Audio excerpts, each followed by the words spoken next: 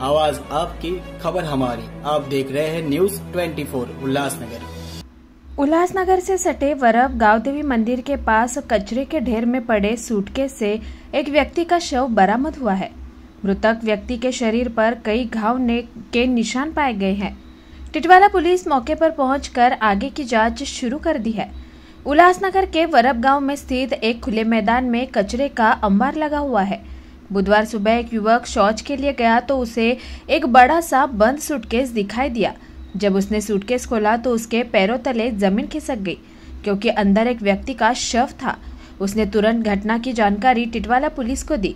घटना की सूचना मिलते ही टिटवाला पुलिस थाने के वरिष्ठ पुलिस निरीक्षक सुरेश कदम और उनकी टीम मौके पर पहुंची।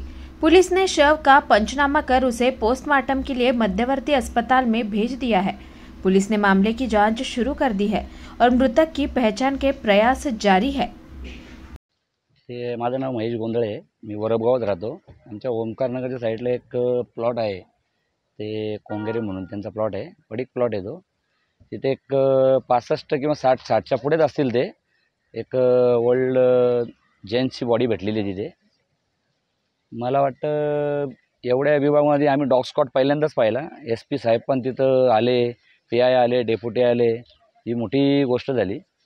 त्यामुळे मला वाटतं पोलीस लवकरात लवकर चढा लावतील आणि आता डॉग स्क्वॉड आताच वासाच्या दिशेने या वरबगावच्या पोस्ट ऑफिसच्या दिशेने आता गेलेलं आहे। तर मला वाटतं 10-15 मिनिटांमध्ये कोण आहे काय आणि कॅमेऱ्यांची तपासणी पण खूप आहे।